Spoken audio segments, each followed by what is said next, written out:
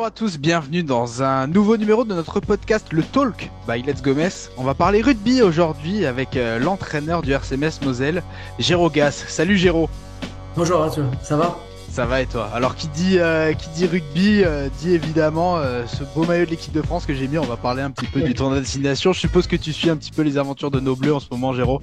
Ah ben bien sûr, avec Bon, attention même. bon, on va en parler un tout petit peu des Bleus durant ce podcast, mais on va surtout parler du RCMS Moselle qui a retrouvé la victoire à Villers-les-Nancy avec un match gagné sur le fil, 23-24. Ça doit faire du bien ce genre de victoire, Géraud. Ouais, surtout que c'est un match à l'extérieur, on a eu beaucoup de mal. On est tombé sur une équipe de Villiers qui était très accrocheuse. On a bien commencé le match et après on a vraiment été un peu linéaire dans notre jeu et eux sont revenus, eux, sont passés devant au score, on est repassé à la fin de juste devant. Donc après c'est des points pris, c'est bien. Ouais, il fallait le débloquer ce compteur parce que face au Krieg le week-end précédent, pardon, vous aviez montré de belles valeurs sans toutefois réussir à l'emporter. Vous êtes basé sur ce que vous avez fait de bien pour essayer de gagner ce match à Villers-les-Nancy? On n'est pas trop resté dans le même format. Au début du match, oui, on est resté, on a commencé à toucher l'extérieur. Et après, sur un terrain synthétique, avec la pluie, tout ça, donc ça a été un ballon très glissant. Ça a été un peu plus compliqué. Donc on a été un peu chahuté. Je déplore un peu quelques blessés aussi sur ce match. Donc c'est un peu, ça va être un peu plus compliqué les semaines précédentes. Ouais, parce qu'il va rester 5 matchs au RCMS Moselle jusqu'à la fin de saison. Bon, si on occulte le dernier match à Strasbourg, le leader qui est assez au-dessus dans cette poule, on peut dire que c'est 4 finales pour accéder au top 4 et à l'objectif des playoffs. Oui, on reçoit, on reçoit et on va aller chez les prétendants aussi qui sont au même niveau que nous. Déjà, le match dans 15 jours va être très important contre Colmar. Donc voilà, à nous de faire le travail. Ouais, tu en parles, ce match contre Colmar, qui est juste au-dessus de vous au classement à cette quatrième passe. Vous êtes cinquième en embuscade. Ce sera le dimanche 3 mars. Oui, Il vaudra son pesant d'or, ce match-là, Géraud. ouais. Celui-là, il va valoir cher. Donc on va essayer de bien récupérer déjà et puis préparer ce match vraiment correctement. On le soulignait tout à l'heure, il reste ces fameux 5 matchs, ces finales à aborder. Le RCMS Moselle n'aura quasiment plus le droit à l'erreur. C'est excitant, des fins de saison comme ça, où tu sais que tu as un objectif à aller chercher, Géraud. Ouais, c'est excitant, mais c'est aussi très stressant. Donc voilà, on n'est pas, on fait des matchs un peu en dents de scie. Donc tous les dimanches c'est un peu différent. Donc au niveau stress, je suis vraiment à 150%. Comment est-ce que tu la juges justement la saison du club? T'as dit un petit peu en dents de scie, vous avez connu des succès, des défaites un peu amères. C'est une saison moyenne, une saison de transition après la descente de Fédéral 2 la saison dernière. Non, oui, c'est une saison de transition, hein. Je l'ai annoncé au début de saison, on est reparti sur un nouveau cycle.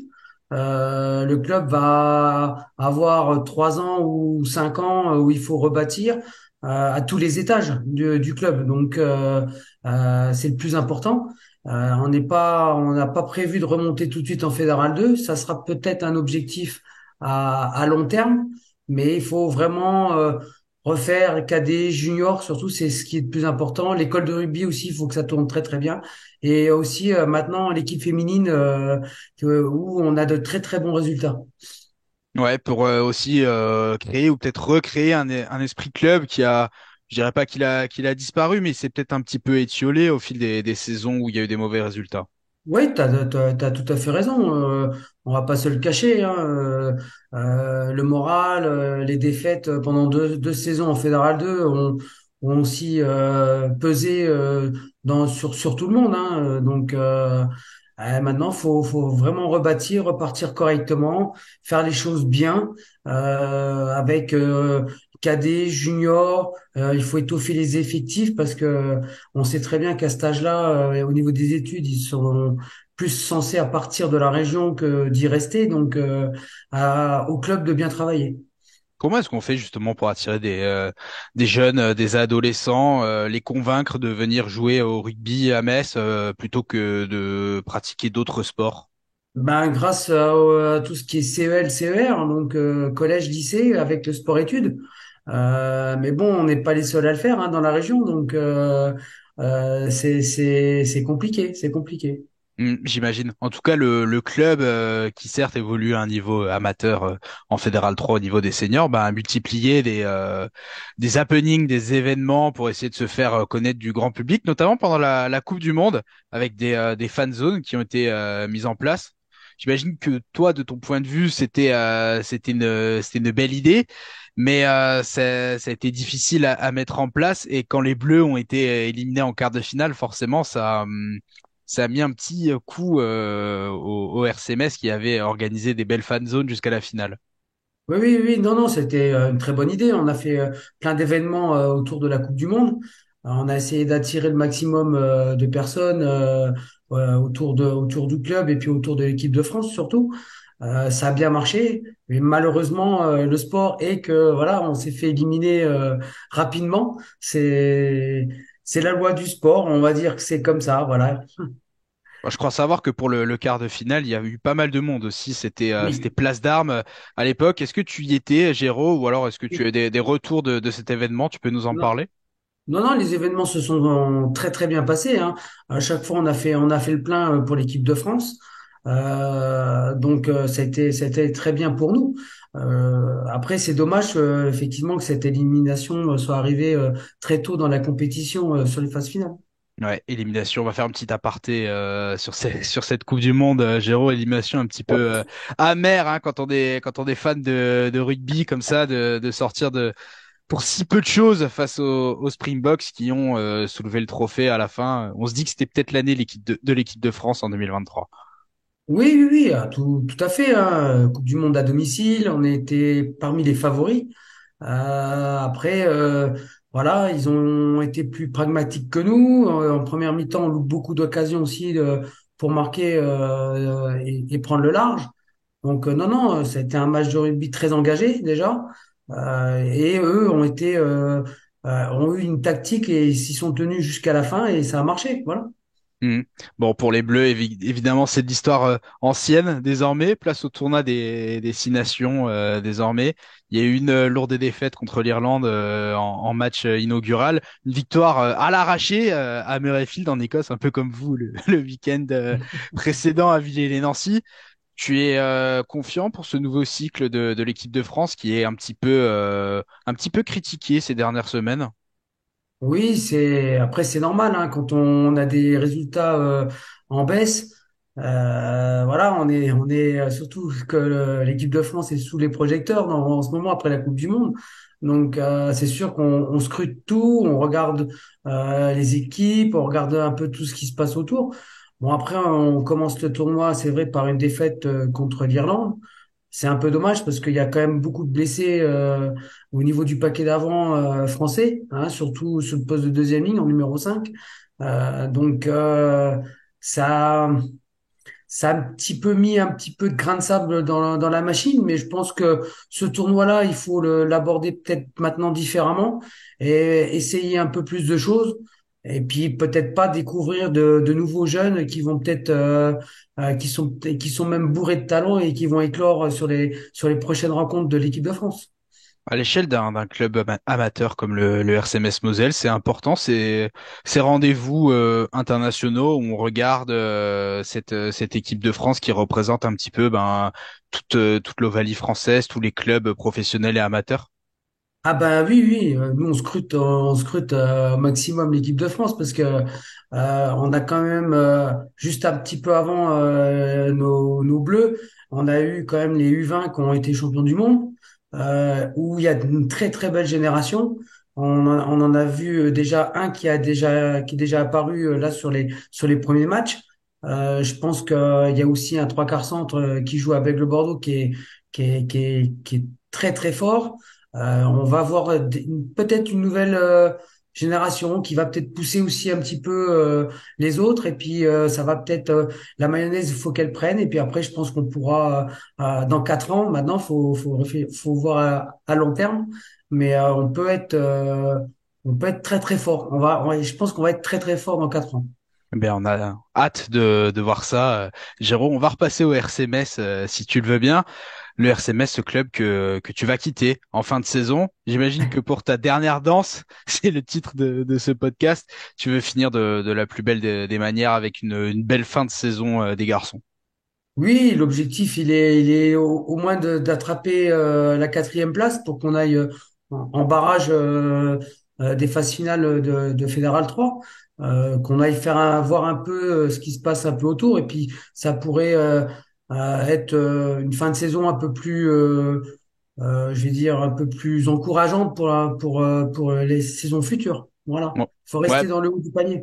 Ouais, effectivement, parce que toi, tu vas quitter le club, mais forcément, tu as envie de préparer cette équipe pour l'avenir, même s'il y aura des évolutions pendant l'été. Ah mais bien sûr, voilà, on va continuer à travailler correctement jusqu'à fin juin. Les joueurs après, ça sera plutôt au président et à son entourage de voir comment ça va se passer. Mais moi, je vais continuer comme si dans la réalité j'ai été missionné cette année pour qualifier le club en phase finale. J'espère y arriver déjà. Et puis comme ça, les joueurs pourront finir la saison très bien. Hmm. T'as tout vécu au RC Metz, Oui. Géraud. T'as été joueur, entraîneur adjoint, désormais entraîneur depuis quelques saisons. C'est une grande histoire quand même qui a commencé entre le entre le club et toi il y a plus de 25 ans maintenant. Ah oui, oui, oui, oui, je suis arrivé, j'étais très jeune, hein, je finissais l'armée, donc tu vois, donc non, non, j'ai vécu de beaux moments. J'ai aussi de grandes amitiés dans ce club avec des personnes qui m'ont accueilli. Voilà, ça reste à vie, ça. C'est comme ça. Mais non, non, j'ai fait de mon mieux. J'ai essayé de rendre aussi ce qu'on m'a donné quand je suis arrivé. Mais là, je suis en fin de cycle. Je suis fatigué. C'est très stressant. Je travaille aussi à côté par rapport à mes autres collègues qui sont dans les autres clubs. Donc, et mes journées sont très longues et mes semaines aussi sont très très longues. On imagine, oui, parce que qui dit sport amateur, qui dit rugby amateur, bah c'est le travail à côté pour toi, pour les joueurs, pour l'ensemble du staff aussi. Hmm. C'est quand même pas facile de mener sa passion parfois.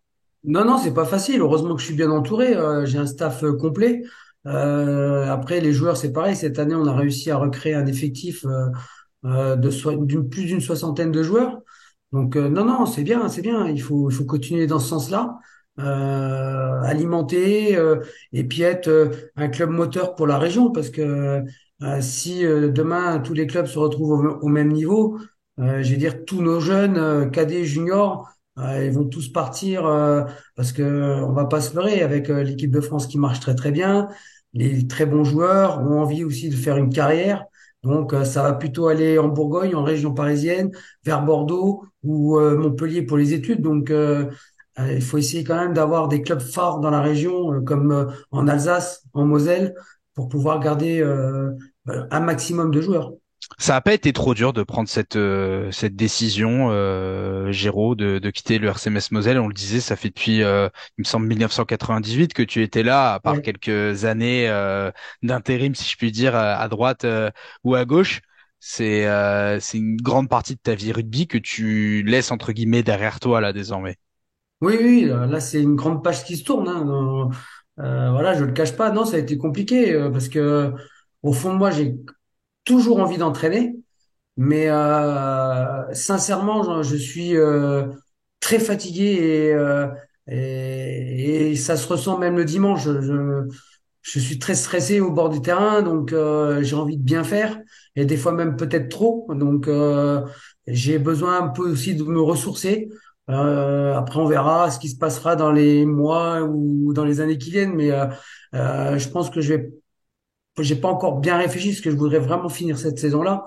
Mais prendre peut-être quelques mois et aller voir ce qui se passe un peu ailleurs dans les autres clubs. J'ai la chance de connaître d'autres managers, donc à des niveaux supérieurs. C'est toujours intéressant d'aller voir un petit peu ce qui se fait et peut-être pourquoi pas revenir dans le monde du rugby dans quelques mois ou dans une petite saison. Je sais pas encore. J'ai vraiment pas réfléchi à ça. En tout cas, c'est quand même assez intéressant ce que tu dis, parce que c'est rare de voir un entraîneur comme ça en pleine saison, qui certes sait qu'il va partir sur la fin de saison, bah, admettre que il y a une sorte d'usure, de lassitude. Parfois, on n'a pas trop envie de le dire ces choses-là, mais toi, tu joues la carte de la franchise sur la fin de saison là.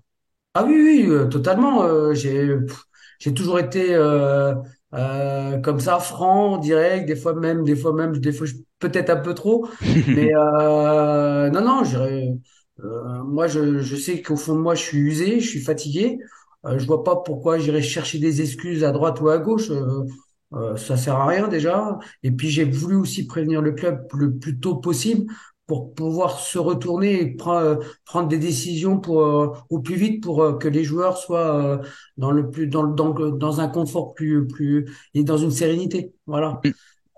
Parce que là, je voyais pas l'annoncer au mois de juin, fin du truc, et puis dire voilà, stop, c'est fini, et puis avoir quelques semaines pour retrouver quelqu'un, quoi.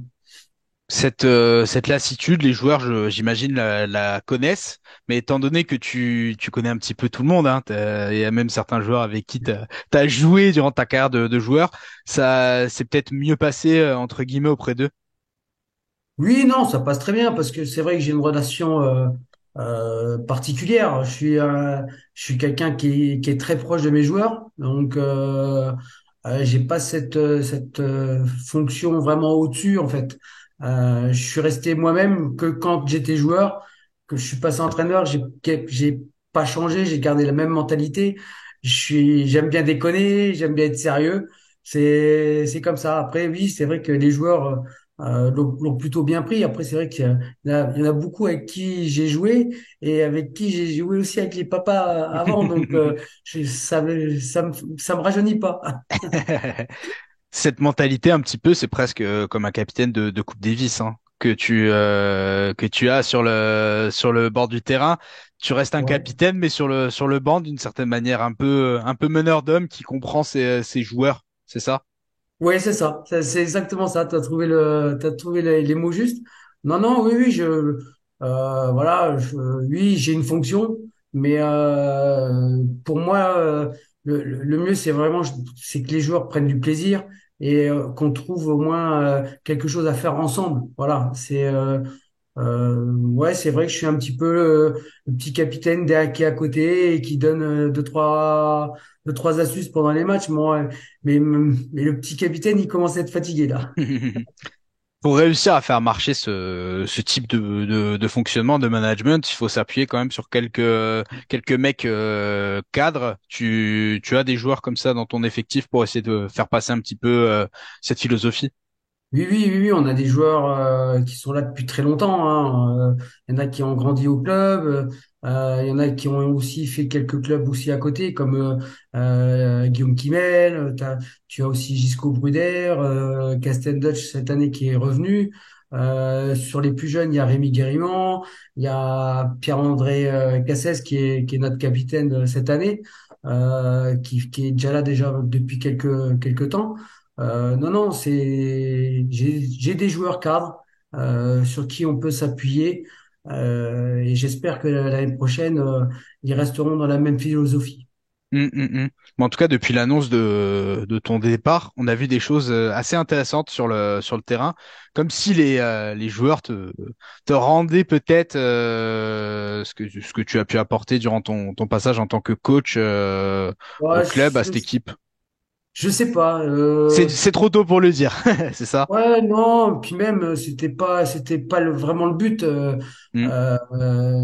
Je pense que c'est surtout le travail qu'on fait la semaine et voir que on est capable de faire certaines choses, donc il faut pas hésiter, il faut se lâcher sur un terrain. Si demain, moi quand je jouais, j'aime pas trop parler que de moi, mais il fallait que je prenne du plaisir, il fallait que à la fin, que je sorte, je sois content de ce qu'on avait fait, parce que le 2 contre 1 était bien joué, on avait marqué.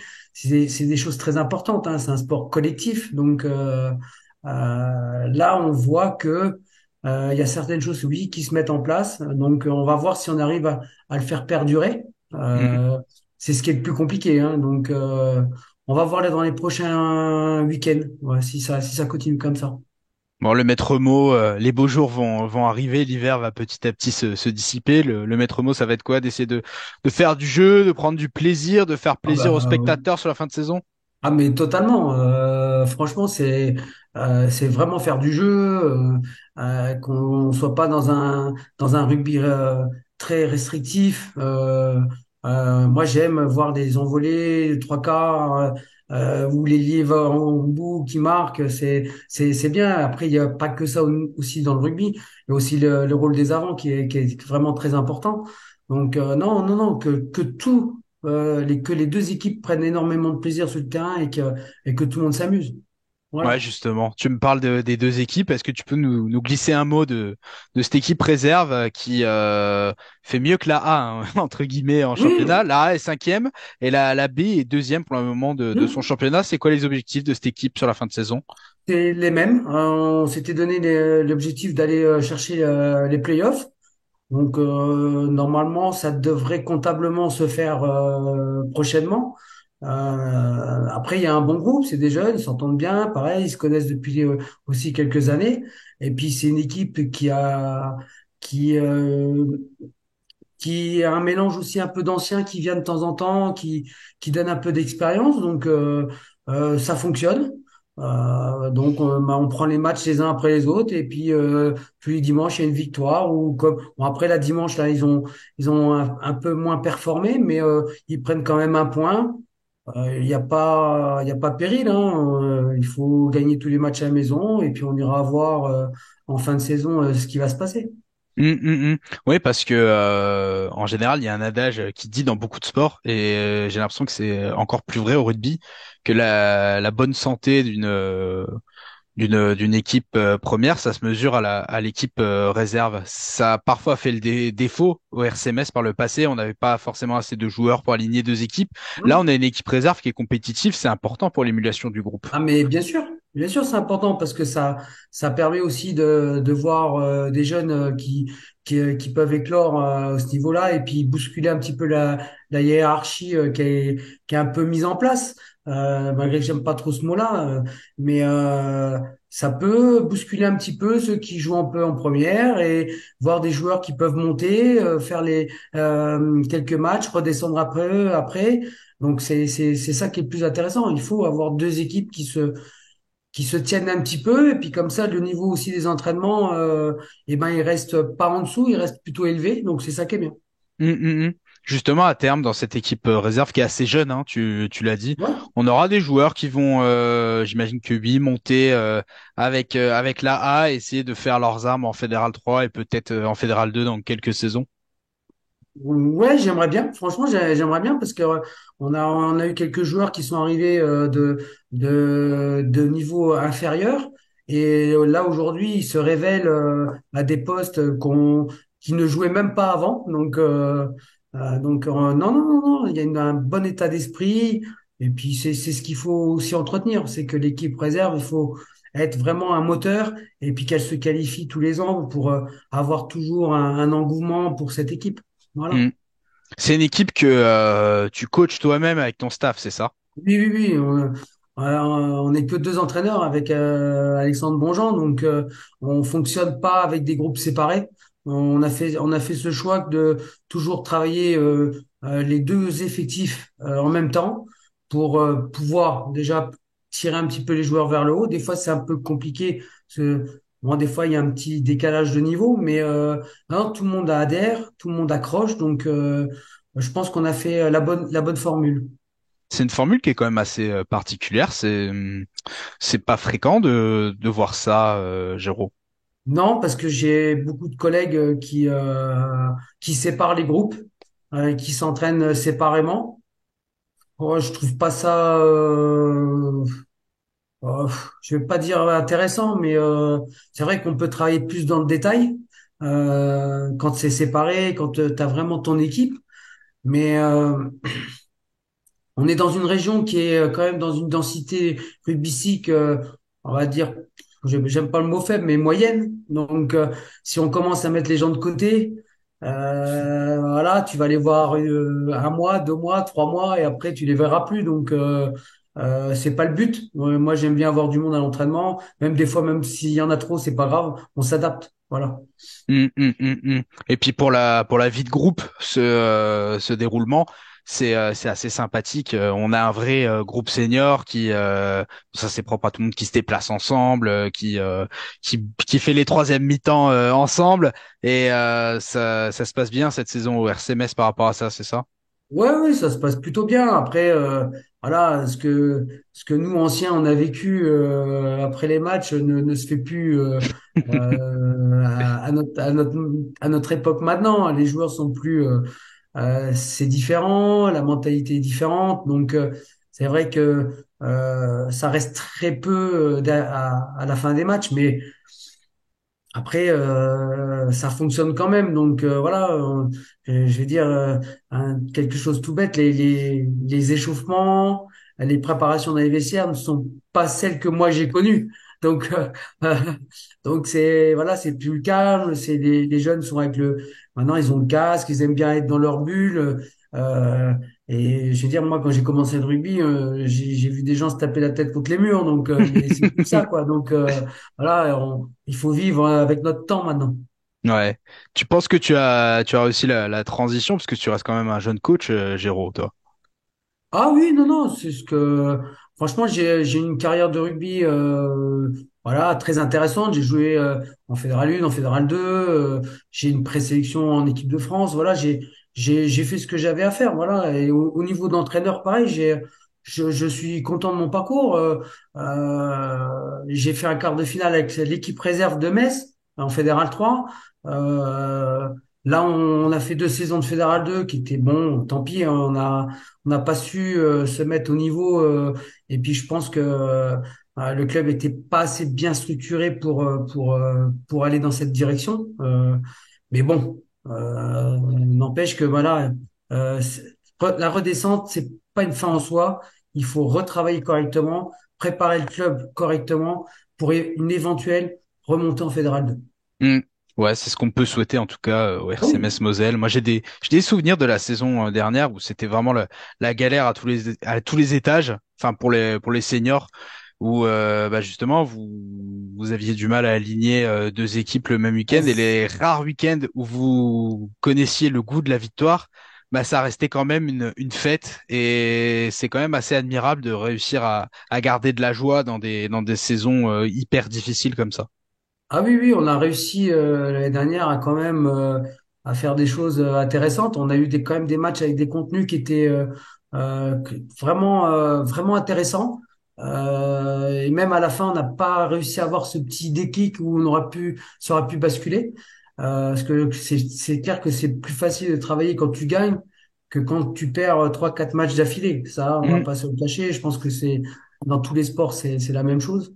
Mais non, on a réussi à garder quand même ce petit noyau qui était là. Après, c'est sûr qu'on a eu des semaines compliquées, hein.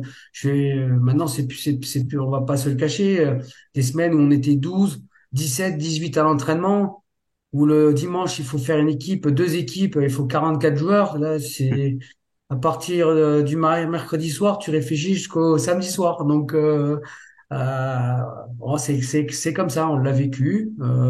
Je pense que ça a quand même laissé 2, 3 petites traces au niveau des joueurs. Mais bon, maintenant, je pense que cette saison va faire, ça va nous permettre de digérer ça et l'année prochaine de repartir sur de très bonnes bases. Ouais. Et l'année prochaine, bah, ce sera pas avec Girogas sur le banc, mais tu vas quand Ah, même non. suivre, j'imagine, les aventures du Ah, mais bien RCMS. sûr, bien Ouais. sûr. Je serais peut-être même au bord du terrain à regarder un petit peu ce qui se passe de loin, quoi. Mais non, non, non, non. là, on m'a encore redit ce week-end, mais c'est pas vrai, tu vas continuer, c'est pas possible. Mais non, non, non, non, non, non, je tiens à rassurer tout le monde, je suis réellement, euh, fatigué, j'en ai assez. Donc, non, non, je veux prendre du temps pour moi, pour mes proches. Comme ça va me permettre de souffler un peu. Et la question, c'est est-ce que tu vas crier autant derrière la main courante que sur le banc? Non. C'est un défaut que j'ai. Je parle de trop, je crie trop. En fait, je vis tellement mes matchs que des fois c'est trop. Ça, je pense, oui, oui, je m'en rends compte à la fin. Des fois, je suis, je suis insupportable. Mais bon, c'est comme ça. C'est sur ce mot que nous concluons cet épisode de notre podcast, le Talk by Let's Gomez. Merci Géraud d'avoir été avec Merci nous à toi, Arthur. aujourd'hui. C'est un plaisir. Plaisir partagé, Géraud. Encore merci. Pensez bien sûr à vous abonner, à liker la vidéo. Et nous, on se retrouve sur letsgomez.com pour toute l'actualité du sport messin. Bye bye. Merci, bonne soirée.